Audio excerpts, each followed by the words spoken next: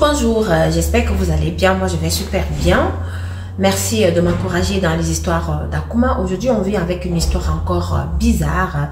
C'est une dame vraiment bien âgée qui avait ses plans, qui faisait ses plans tout le temps pour pouvoir dire tous ses partenaires.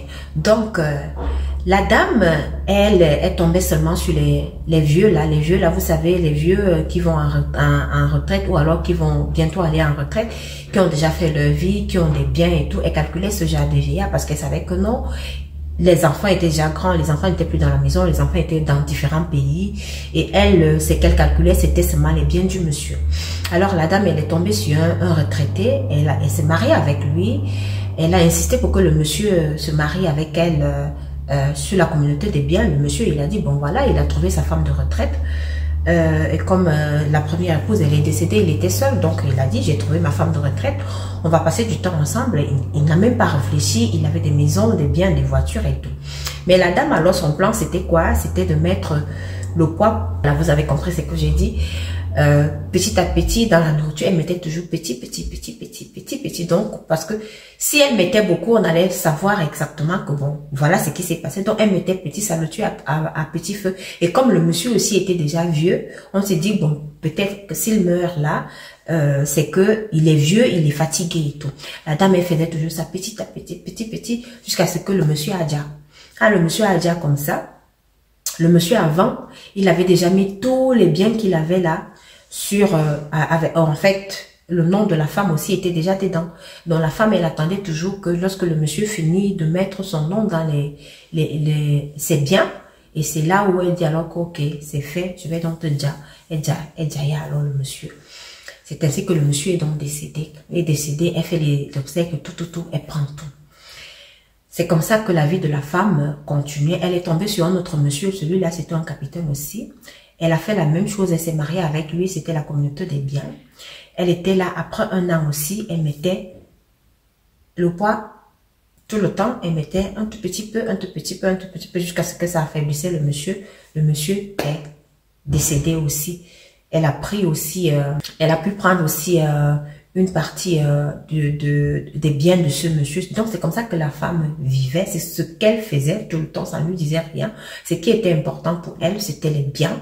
Et elle choisissait bien ses cibles. Elle savait que des personnes qui étaient veuves, par exemple, des personnes qui avaient des grands enfants, des enfants ne sont plus là, et des personnes qui étaient vraiment riches.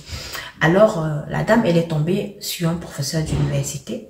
Lui, il était marié, il avait une première femme, il était marié avec elle. Celle-là, elle est partie aux États-Unis. Lorsqu'elle est partie aux États-Unis, comme ça, elle était toujours en relation avec le monsieur, mais ils étaient déjà divorcés parce que c'était la première femme du monsieur. Et le monsieur avait des grands enfants. Alors, elle a dit, elle s'est dit que bon, voilà ma prochaine cible. C'est comme ça qu'elle a commencé à sortir avec le monsieur. Le monsieur aussi est tombé amoureux d'elle. Le monsieur l'a donc épousée. Quand il a épousé comme ça, la dame, elle a insisté que bon, voilà, s'il te plaît, j'aimerais qu'on signe la communauté des biens parce que c'est important pour moi et tout. Le monsieur lui a dit qu'il n'y a même pas de souci parce que le monsieur, il avait déjà vraiment fait sa vie, il avait déjà construit, il avait des grands enfants. Donc, il était là. La deuxième épouse, elle est décédée. Et puis, la première, elle était partie au Canada et puis ils ont divorcé. Donc, mais ils avaient de très bonnes relations. Donc, le monsieur s'est dit que bon, voilà, celle-ci, c'est ma femme de retraite parce que il lui restait déjà 2 ans pour aller en retraite et tout. La dame, elle voit tous les biens du monsieur parce que elle a trouvé que le monsieur avait déjà, celui-là, il avait vraiment des biens et tout. Elle a insisté, c'est ainsi que le monsieur a signé la communauté des biens. Et vous savez, dans certains pays, le droit est un peu bizarre. Même si vous avez signé la communauté des biens, si certains biens meubles sont au nom du mari seulement, ça peut poser problème. Alors la dame, elle a insisté que le monsieur, dans tous ces biens-là, que le monsieur puisse insérer son nom aussi là. Vous savez, lorsque vous êtes dans l'amour, parce que le monsieur pensait que la dame l'aimait vraiment. La dame aussi, elle a commencé à mettre le poids un tout petit peu.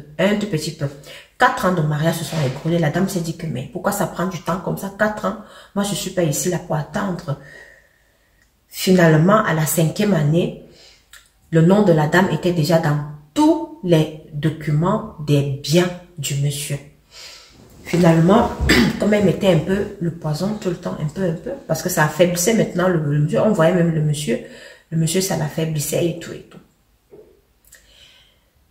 Finalement, elle a mis vraiment la dose lorsqu'elle a su que dans tous les biens meubles du monsieur, il y a son nom dessus.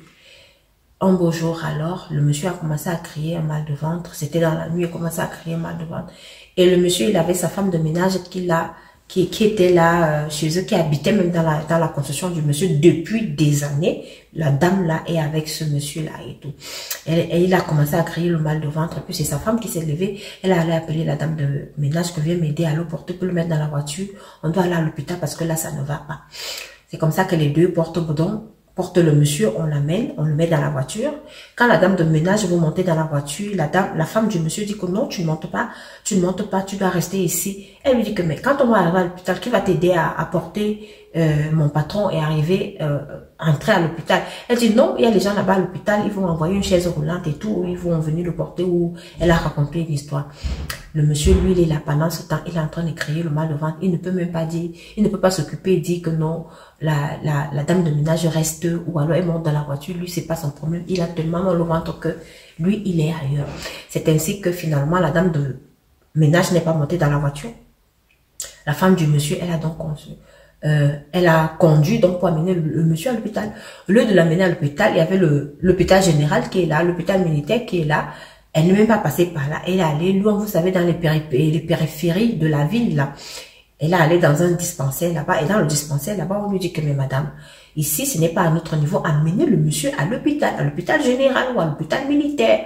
C'est ainsi que la femme, donc, elle fait demi-tour. En faisant donc demi-tour comme ça, le monsieur s'est écroulé. En fait, le monsieur, il est parti. Il a déjà. Quand il a déjà comme ça, elle appelle la famille du monsieur. Elle dit vraiment, j'étais en train de l'amener à l'hôpital, il est décédé, je sais pas comment faire là maintenant. C'est comme ça que la famille lui dit ok, comme il est décédé en cours de route, amène-le à l'hôpital alors, et on le met à la morgue. C'est comme ça que la dame, elle a mis à la morgue. Mais le lendemain, elle est revenue, elle a porté le corps, elle a dit que non, on doit l'enterrer parce que c'est elle la femme légale et c'est elle qui doit décider quand est-ce qu'on doit l'enterrer et que chez elle, dans sa coutume, ça va souvent très rapidement, on ne garde pas les corps comme ça. C'est comme ça qu'elle est arrivée, c'est ainsi qu'elle est arrivée dans le village du monsieur. On a fait l'enterrement, tout.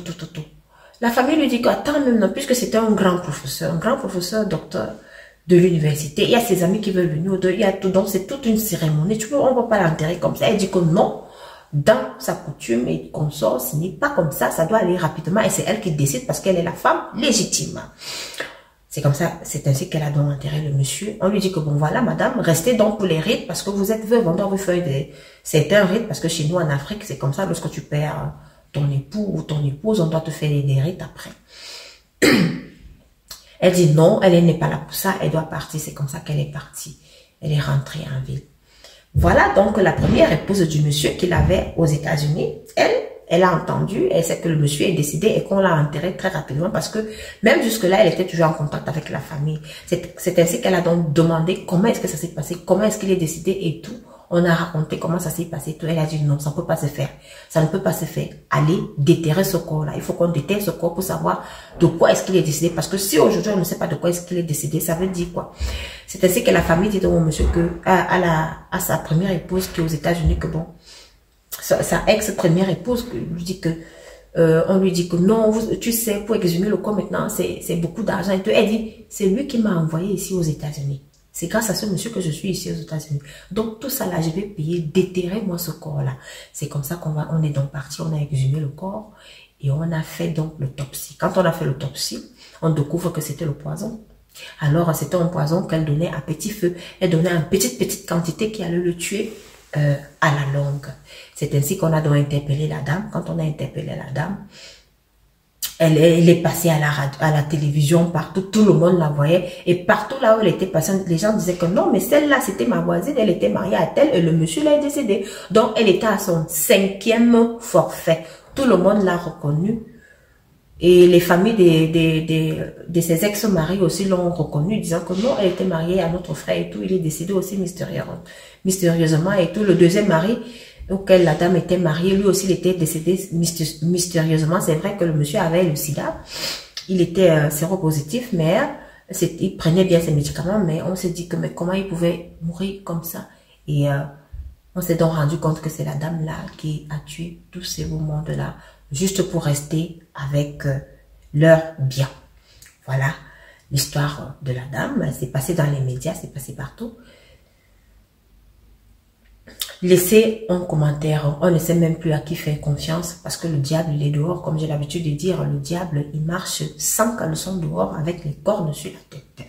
Prenez soin de vous et surtout, n'oubliez pas de m'envoyer vos histoires au numéro qui s'affiche ci-dessous.